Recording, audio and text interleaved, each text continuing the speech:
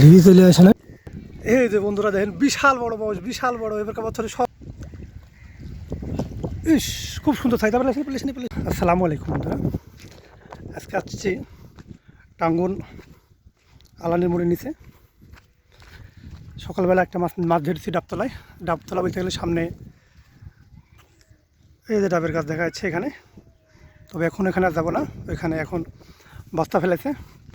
সামনে যে একটা ভাই মাছ আছে আমার সাথে কথা কয়ে আসতে বলছে, ভাই কত আসবো। আমি সকালবেলা, আমি দুপুরবেলা ভাই বলছে, ভাই আপনার সামনে বসেন, এই যে ভাই সামনে আছে, এখানে একটা মাছ পাইছে। আমাকে পরে ফোন দিয়ে জানাস মাছ তো বলছে ভাই প্রায় 4 কেজি হবে এরকম আমাকে বলেছে। এখন কতটুকু হয় আপনাকে আমি দেখাই।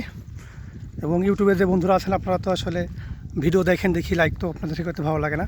তবে ভাই অনেক মেহনতের পর একটা ভিডিও তৈরি করি আমি, যেহেতু খাটাখাটনি আছে। যারা ভিডিও তৈরি করেন তারা জানেন আপনাদের একটা ভিডিওতে লাইক কমেন্ট শেয়ার করলে আপনাদের তেমন কোনো একটা দায় আসবে না। যদি ভালো লাগে তো অবশ্যই চেষ্টা করেন একটাকে লাইক করার। বুঝলে আসেন আপনার মাছ আপনার বলেছি দেন তো ভালো করে। এই যে বন্ধুরা আমার ভাই মাছটা আবার আপনার সামনে ভালোভাবে দেখাই। যেহেতু সকালবেলা আমি একটা মেরে গেছি।